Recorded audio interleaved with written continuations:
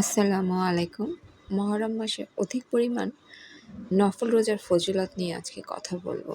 আবু হুরায়রা রাদিয়াল্লাহু তাআলা আনহু থেকে বর্ণিত রাসূলুল্লাহ সাল্লাল্লাহু আলাইহি সাল্লাম ইরশাদ করেন, রমজানের পর সর্বোত্তম রোজা হচ্ছে আল্লাহর মাস মুহররম মাসের রোজা। সহিহ মুসলিম 1982। তবে নবী করিম সাল্লাল্লাহু আলাইহি সাল্লাম রমজান ব্যতীত আর কোনো মাসে পূর্ণ মাস রোজা রাখেননি, এটি প্রমাণিত।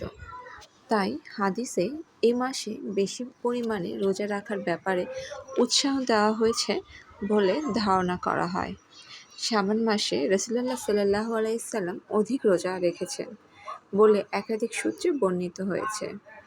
তবে পরে মুহররম মাসের ফজিলত সম্বন্ধে তাকে একেবারে জীবনের শেষ পর্যায়ে অবহিত করা হয়েছে, আর তিনি তা বাস্তবায়ন করে যাবার সময় পাননি। ইমাম নববী সারিহ সহিহ মুসলিম। আল্লাহ তাআলা স্থান ও কাল যাকে ইচ্ছা মর্যাদা দিয়ে থাকেন। আল্লামা ইজ্জ বিন আব্দুস সালাম রাদিয়াল্লাহু তাআলা আনহু বলেন, স্থান ও কালের একের ওপর অপরের মর্যাদা দান দুই প্রকার, এক পার্থিব, দুই দ্বীনি, যা আল্লাহর দয়া ও করুণার উপর নির্ভর করে। তিনি সেসব স্থান বা কালে ইবাদত সম্পন্নকারীদের সওয়াব বৃদ্ধি করে দিয়ে তাদের উপর করুণা করেন, যেমন অন্যান্য মাসের রোজার তুলনায় রমজানের রোজার মর্যাদা অনুরূপ আশুরার দিন।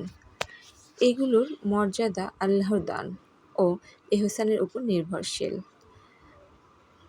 আপনারা সবাই ভালো থাকবেন। মুহররম মাসে আল্লাহ তাআলা আমাদের বেশি বেশি ইবাদত এবং বেশি বেশি নফল রোজা রাখার তৌফিক দান করুক। কারণ আল্লাহ যদি আমাদের তৌফিক না দেয়, আমরা কোনোভাবেই কিছু করতে পারবো না, কোনো ইবাদতও করতে পারবো না।